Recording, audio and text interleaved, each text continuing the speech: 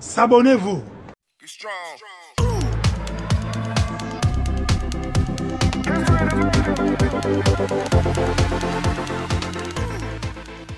Salut les gars, vous avez suivi le match avec moi. Alors dites-moi, franchement, ça fait depuis mardi, je pense que le FC Barcelone a oublié Robert Lewandowski à Milan.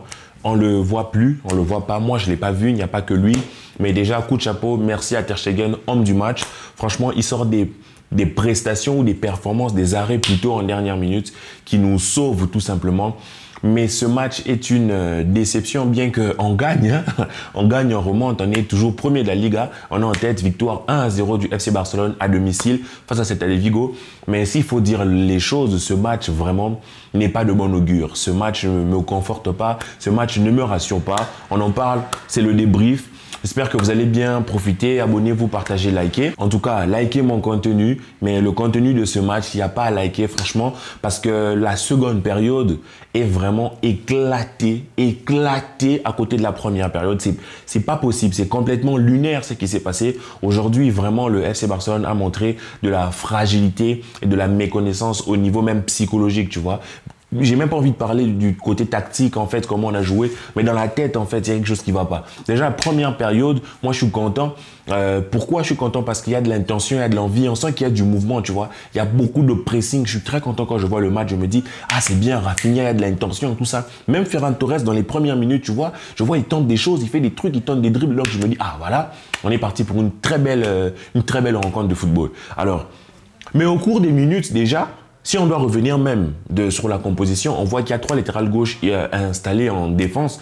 On comprend quelque part Xavi, excusez-moi, je le défends un peu parce que je me dis peut-être, vu qu'on n'a que 2 défenseurs centraux qui nous restent, Eric Garcia et Piqué, il se dit je vais pas mettre les deux, ça va être un match compliqué, je veux pas blesser l'un de deux alors qu'on a un match super important mercredi. Ça, on va revenir sur l'alignement défensif plus tard, mais reparlons de la première période très très belle en vrai, avec beaucoup d'intensité, beaucoup d'envie. Le Barça domine totalement son adversaire, mais encore une fois, le Barça ne marque pas. Alors je vous rejoins, ceux qui disent que quand Lewandowski ne marque pas, le Barça ne marque pas, parce que certes, c'est que le Barça produit, crée. Sur le but de Pedri est très beau, hein, avec Gavi qui a le ballon, qui fait une passe sur Ferran Torres, qui remet à Jordi Alba, puis qui fait l'appel. Vraiment, c'est très bien construit. Le but de Pedri à la fin, c'est très beau. Mais le problème, c'est qu'on ne s'arrête qu'à ça. Le Barça n'a pas eu tellement d'occasions que ça, tellement d'occasions franches. On a eu la domination, on a eu le ballon, on a eu le ballon entre les mains, mais j'ai envie de vous dire aujourd'hui, c'était une domination stérile. Du coup, quand ils vont en seconde période, quand ils vont à la mi-temps, je me dis, ouais, on a eu le ballon, ouais, on a dominé, mais au retour des vestiaires, il faudra en faire plus pour aller tuer le match parce qu'on le sait, c'est Celta de Vigo, on le sait, c'est Iago Aspas, il se transforme en Ronaldinho Prime quand il joue contre nous. On va à la mi-temps, on revient, tu vois, il n'y avait pas de quoi faire des changements, tu vois, ça va. Même Ferran Torres, je te dirais pas, ouais, vas-y, sors-le à la mi-temps, tu vois. Donc je me dis, ouais, ça va, seconde période, revenez avec les mêmes intentions. Mais non, pas du tout. Autant on a laissé Lewandowski à Milan, on ne l'a pas vu même en première période. Déjà, il y a un truc que je n'ai pas compris. Aujourd'hui, sur la première période, Lewandowski devait marquer, tout simplement. Je vous le dis, pour moi, il y avait moyen que Lewandowski marque. Mais il a désonné, il a trop désonné. Moi, j'étais là, je me disais, mais bro, qu'est-ce que tu fais là? T'es numéro 9. Qu'est-ce que tu fais là? Tu vois? Moi, désolé, j'aime beaucoup Lewandowski, c'est le meilleur neuf, tout ce que vous voulez, mais je pense qu'il faut être, quelquefois, il faut être objectif, tu vois. Et sur cette rencontre, Lewandowski fait un non-match, tout simplement. Lewandowski fait un non-match. Moi, je parle de lui parce que j'avais besoin qu'il me montre quelque chose, qu'il ait du répondant. Maintenant, on pourrait comprendre ça, on pourrait associer ça à de la fatigue. Parce que moi-même qui me plains de Lewandowski aujourd'hui, j'étais celui qui disait, ou j'en parlais, et je demandais à ce que Lewandowski commence vraiment à être reposé. Il fallait qu'il soit reposé. Parce que c'est que l'on voit, moi je pense que ceci des signes de fatigue. Sachant que le match de mercredi était un match super important, on va se taper un Lewandowski fatigué. C'est pas possible. C'est pas possible. Aujourd'hui, le match l'image que l'on montre, surtout en seconde période, est une honte. Surtout que ça se fasse à domicile, au Camp Nou, avec un Camp Nou, pour une fois, qui a répondu présent. Un Camp Nou en feu. Il y avait des chants, il y avait de l'animation. Le Camp Nou a soutenu les joueurs. Mais ça n'a pas suivi. Ça n'a pas suivi. Entrée de De Jong décevante, entrée de Ansu Fati, de Dembélé décevant, qui n'ont pas su apporter quelque chose de différent à ce match. Leur entrée n'a rien changé. Tu vois, on est resté dans le même train-train. On a subi de la part de Celta de Vigo. Alors, on a subi pourquoi? Est-ce que c'était de la fatigue? Non. On a subi parce qu'il y avait une désorganisation tactique. c'est qui entraîne. Le sujet de la prochaine vidéo, juste après celle-ci, je vous tourne une vidéo sur les points d'évolution de Xavi. Je pense que la tactique de Xavi doit évoluer. Parce qu'aujourd'hui, on a vu encore, lorsqu'on a un Lewandowski absent, lorsqu'on a un Lewandowski qui n'est pas sur le terrain du tout, on se retrouve à... Ça ne marche pas offensivement, tu vois. Parce qu'aujourd'hui, on pourrait se dire, oui, le but de Pedri est un but construit. Oui, mais à part ça, tu vois, à part ça, qu'est-ce qui se passe? Il n'y a pas assez d'action de jeu où on se retrouve face au but où on a vraiment une opportunité. On n'a pas été assez dangereux. On n'a pas été assez dangereux, surtout dans la première période où on a su dominer. Et en seconde période, mais on prend un match cataclysmique. C'est horrible. Et j'en profite même pour parler des pénaltys. C'est pas possible. Sur Rafinha, il y a pénalty en vrai. Sur Rafinha, il y a pénalty. Il y a une main dans la surface. Donc, encore une fois, on ne consulte pas la VAR. On se dit non, ouais, vas-y, c'est rien. C'est lunaire ce qui se passe. C'est lunaire. Au niveau de l'arbitrage, cette année, le FC Barcelone se fait vraiment douiller. Mais bien, on se fait douiller, c'est pas possible. C'est pas possible. Tu vois, je suis conscient qu'il y a beaucoup de matchs qui sont déjà joués. Il y a beaucoup de matchs encore après. Il peut y avoir de la fatigue. Donc, sur certains matchs, on ne pourra pas toujours faire des gros matchs, des grosses performances. C'est normal.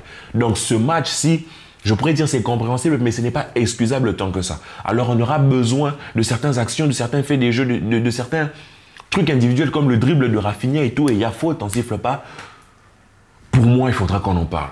Le président Juan Laporta a dit qu'il ne va pas porter plainte. Pour moi, il faudra qu'on en parle. S'il faut porter plainte, je ne sais pas. S'il faut faire un scandale, s'il faut casser des murs. Mais ce n'est pas possible de se faire douiller à chaque match. À chaque match, il y a au moins une action en fait super claire que les arbitres ne voient pas.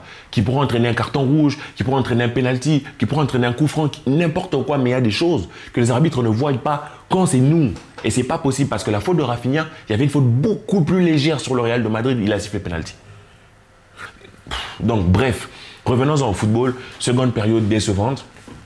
Moi, personnellement, on gagne ce match, hein, mais comme je vous ai dit, ce n'est pas de bon augure parce qu'en seconde période, on se fait prendre tout simplement par Celta de Vigo parce qu'il y a une désorganisation tactique. On court dans tous les sens, on n'a pas de positionnement, les joueurs sont ballottés dans tous les sens. Alors, ceux qui rentrent en jeu n'ont pas eu le rapport. Donc, il n'y a pas que Xavi qui peut être remis en question. Mais comme je vous ai dit, Ansu Fati n'a pas eu d'influence sur le jeu, Dembélé non plus, Francky non plus. C'est très très décevant. J'espère que contre l'Inter, ils devront montrer un autre visage parce que ça sera encore une fois à domicile. Aujourd'hui, on ne peut pas tant parler de non, c'était chez l'adversaire. Non, tu vois, aujourd'hui, c'est vraiment miraculeux que l'on gagne. Quand tu vois les arrêts que Ter Stegen sort, mais franchement, chapeau. Chapeau. Ter Stegen d'ailleurs qui se fait mal au dos. Moi, quand je vois Ter Stegen se fait mal au dos, je me dis, bro, vas-y, sors. Tu vois, sors pour deux raisons. Peut-être c'est une blessure, ne l'aggrave pas. Et de deux, si c'est une blessure, frère, sors, tu vas nous pénaliser, tu vois, fais entrer Iñaki Peña, mais il reste là et il fait des arrêts monumentaux sur les dernières minutes. Il nous sauve. La barre transversale, je sais pas, un ballon contré. C'est vraiment miraculeux que l'on gagne ce match. Mais franchement, il n'y aurait pas eu ces petits détails, ces petits miracles par-ci par-là, on l'aurait perdu. Donc pour moi, ce Barça-là doit travailler. Travailler, se reposer et essayer de gérer les secondes périodes. Essayer de gérer les temps faibles. Parce que ce Barça a tendance, je commence à voir de plus en plus, lorsqu'on est dans un temps faible, on commence à pioncer, à dormir. C'est comme si on était sur une pique en train de descendre. C'est pas possible, tu vois. Le temps faible, toutes les équipes ont un temps faible. Mais il faut que l'on puisse gérer les nôtres. C'est pas parce que l'on a un temps faible que l'on doit se prendre des marées comme ça et se faire balloter dans tous les sens. Tu vois, on ne sait plus qui est qui fait quoi, on court dans tous les sens.